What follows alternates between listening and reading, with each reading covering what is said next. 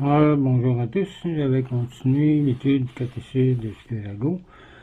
On était rendu à parler du cinquième commandement de Dieu et on parlait du scandale. On avait dit, donner du scandale, c'est creuser une fosse où le prochain peut facilement tomber à son détriment. C'est ressembler à une maison qui, en s'écroulant, fait tomber les maisons adjacentes à côté. Donc le scandaleux est plus méchant que le démon, comme je l'ai dit, car il fait donner ses frères, ce que le démon ne fait pas, même s'il cherche et aimerait nous dévorer, dit 1 Pierre 5, versets 1 à 9. Le scandale est le plus grand péché contre la charité du prochain. Il y a toutefois des hommes mauvais qui se scandalisent des actions les plus nobles, comme les Juifs se scandalisaient de Jésus. Dans ce cas, c'est un scandale reçu et non pas donné. Et le péché est du côté de celui qui se scandalise. Ce sont des hommes dont Jésus disait à ses apôtres qu'il ne faut pas s'en occuper. Il disait, laissez-les, disait-il, ce sont des aveugles qui conduisent des aveugles. Voir Saint Matthieu 15, verset 14. Donc, comment on va continuer là-dessus? Et on va parler encore du scandale. Donc, commençons avec un signe de croix. Au nom du Père, du Fils et du Saint-Esprit. Amen.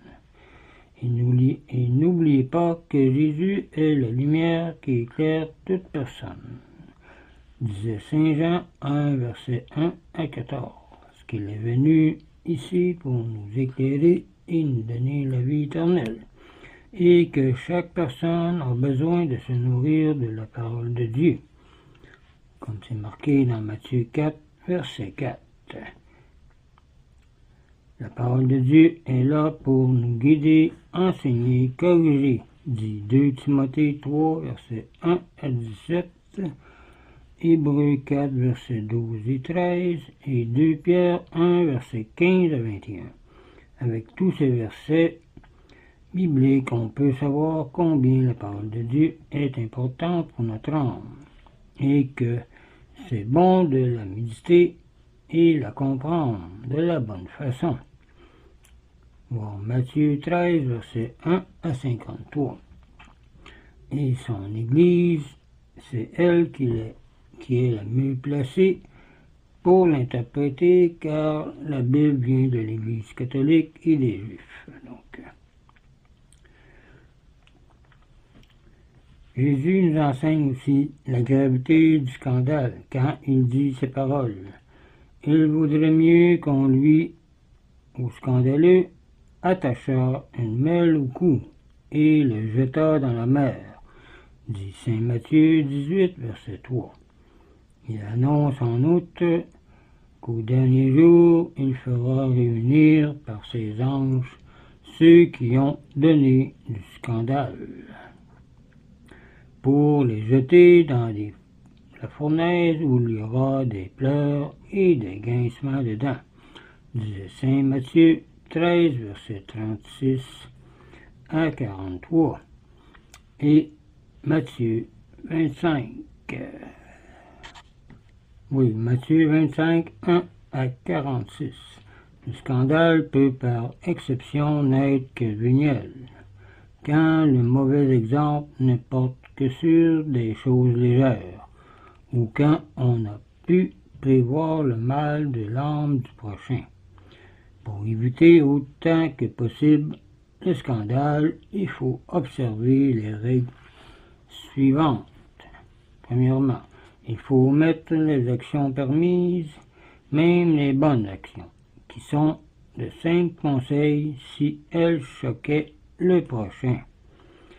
Si quelqu'un avait pour une raison légitime la permission de manger de la viande les jours maigres, et qu'il sut que d'autres se scandaliseraient de le voir user de cette dispense, il devrait ne pas manger devant eux.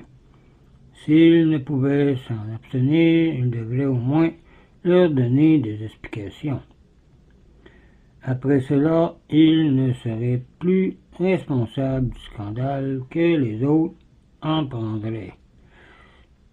C'est ainsi que saint Paul disait: « Si ce que je mange scandalise mon frère, je ne mangerai plus jamais de chair toute ma vie, pour ne pas scandaliser mon frère. » Voir 1 Corinthiens 8, verset 13.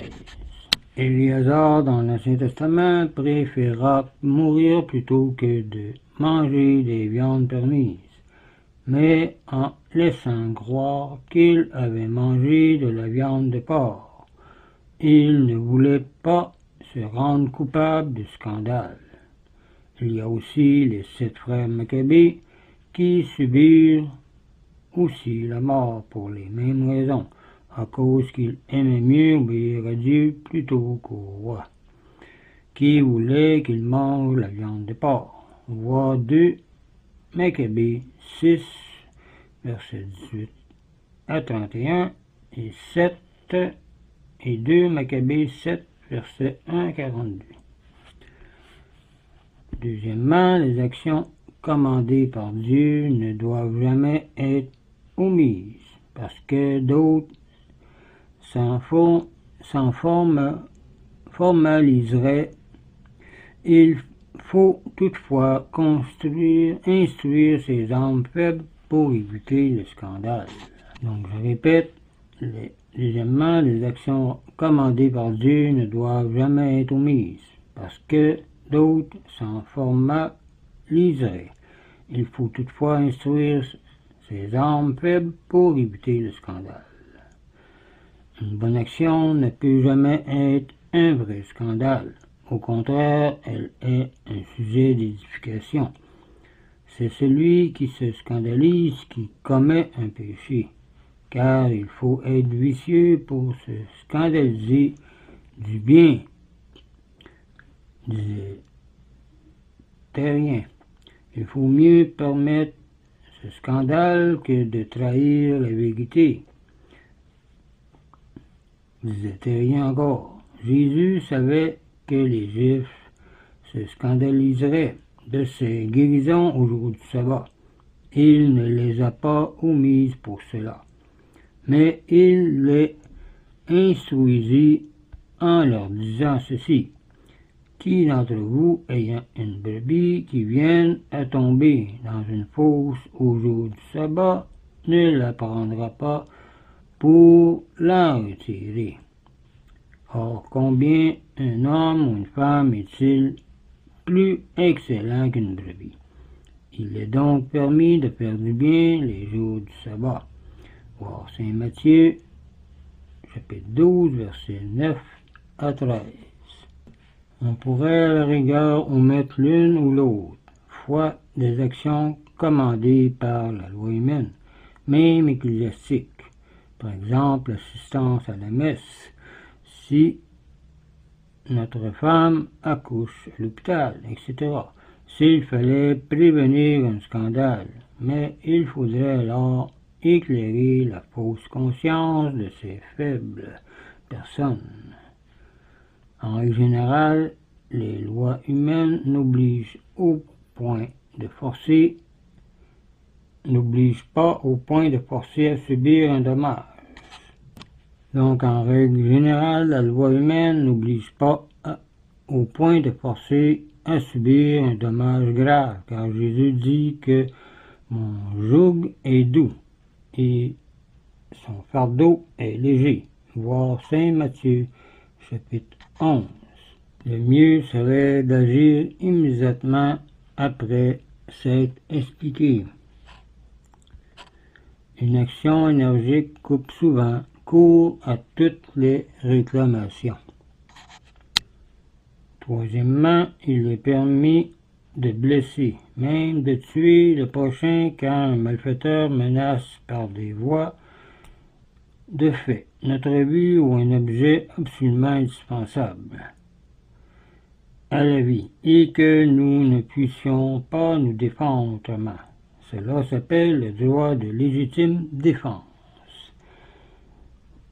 Et c'est ce que nous allons analyser et comprendre dans la prochaine vidéo. Donc, je vous laisse là-dessus, je vous dis au revoir et union de prière.